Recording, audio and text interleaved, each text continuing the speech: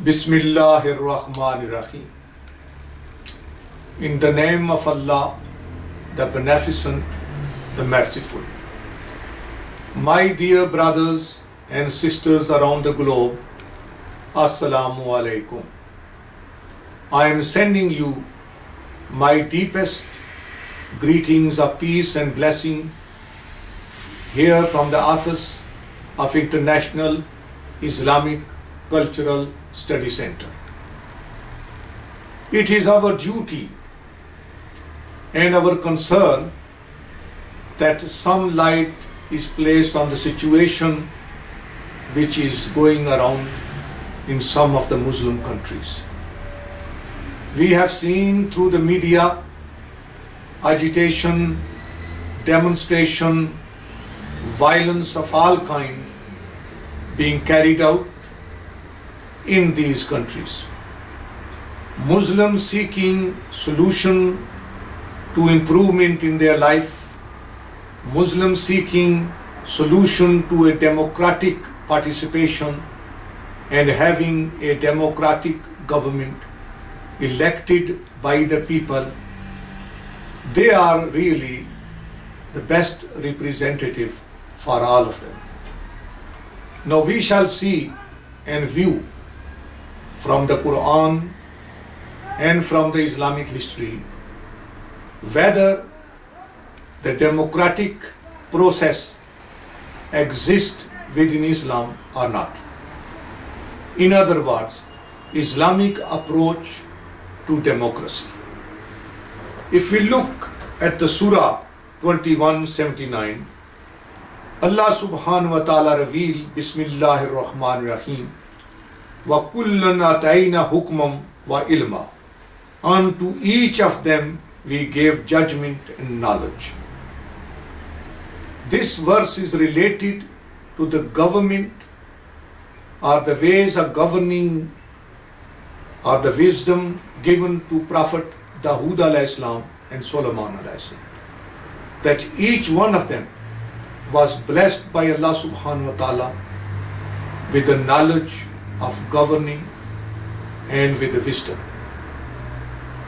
Now if we view this, then we can understand in the light of the divine guidance that for a proper government or to govern the people, judgment is necessary and a broad knowledge and wisdom to continue governing and also continuing passing the judgment on the affairs of the people.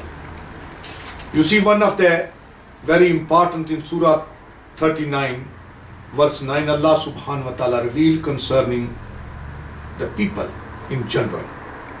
Kul yastavil lazina ya'lamuna wal lazina la ya'lamun. Say, are those who know are equal to those who do not know? Innama yatazakkaru ulul albab. And heed or the advice is taken by those who are wise. So you have to have some wisdom, some understanding in order to take the advice which is given to you through the divine guidance or by those who are divinely appointed to carry out the mission of Almighty Allah subhanahu wa ta'ala on this earth.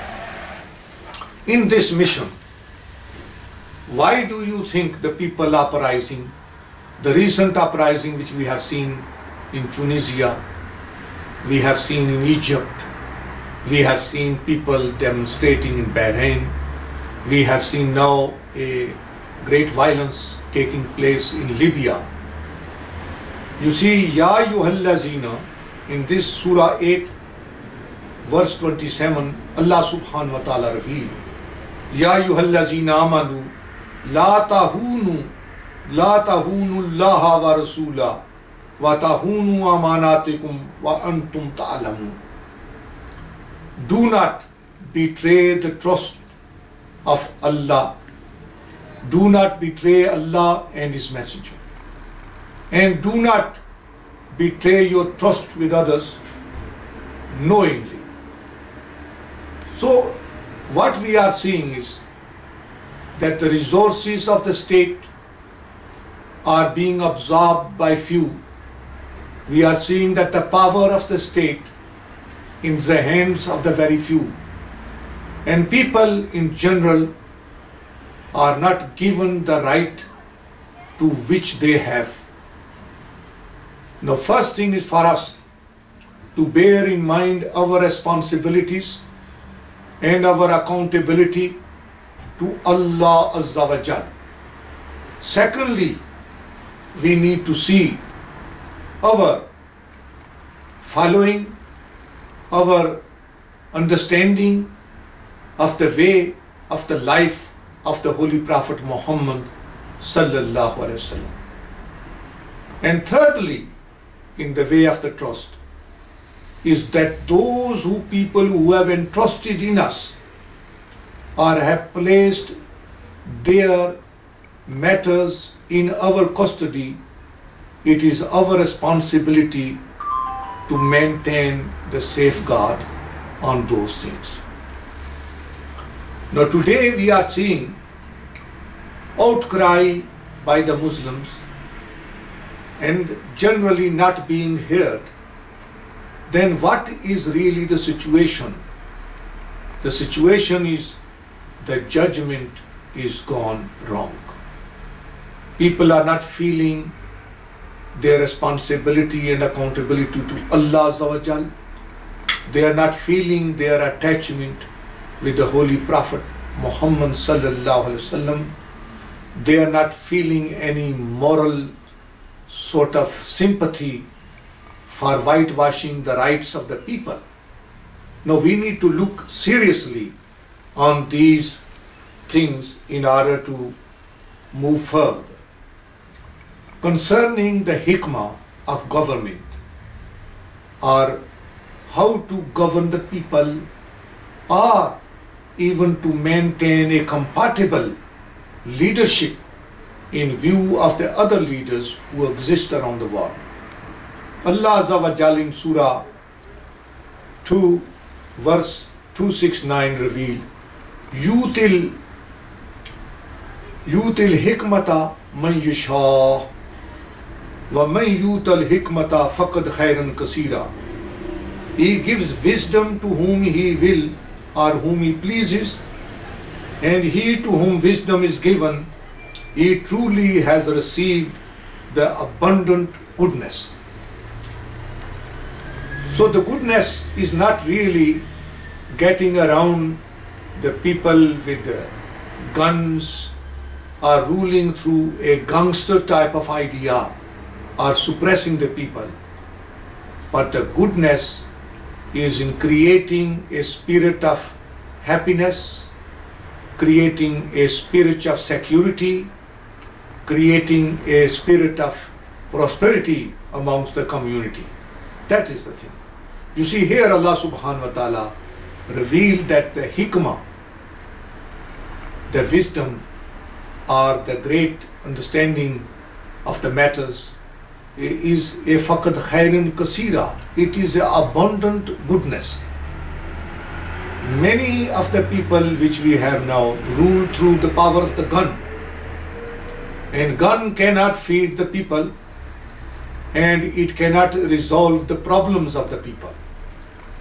This is why I think the Muslims have been complacent, they have been negligent generally, and the average person has failed to make a proper judgment, and he has failed to speak out with a united voice for his rights. The selfish and ignorant and brutal forces have taken the control of these states. So we need to go back to the original. Now asking ourselves, what does Islam say concerning the democracy, or what is the approach to the democracy? Is there any link or any evidence in the Quran which can tell us concerning the consultation force or others. If we look, you see in the Quran, there is a one complete surah revealed. Surah Shura, you know, the council. In this Allah subhanahu wa ta'ala mentioned, وَأَمْرُهُمْ شُورَى بَيْنَهُمْ, and whose affairs are matter of mutual counsel. So it is through the counsel, Shura, that our matters are resolved. If we look at the time of our beloved Prophet Muhammad sallallahu alaihi wasallam, a small community in Makkah during the pre-time of the Prophet or before the declaration of the prophethood, there was a Darun Nadwa, a council chamber, which had 10 members sitting in the council, making decision for the community and appointed by the community. Then the Prophet sallallahu alaihi wasallam established a Majlis Shura.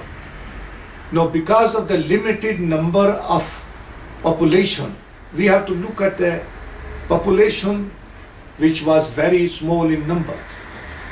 But this system was introduced, and Allah Azza wa Jal sent the revelation and commanded that there must be a mutual consultation, and they will be mutually decided, not enforced onto the people and not enforced through the greed of a person, individual person, taking the rights and goods of other people.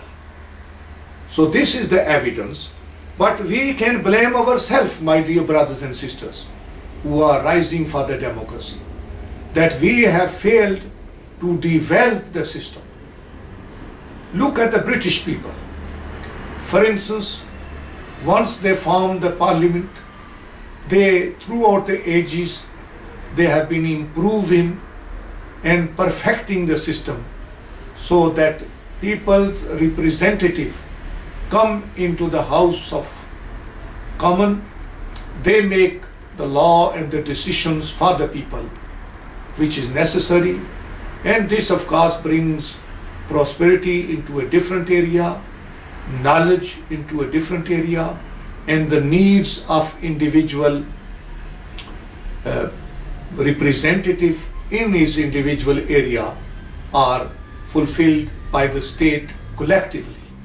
Unfortunately, when we don't have representatives from different areas and different provinces, the developments can suffer, and people eventually can suffer.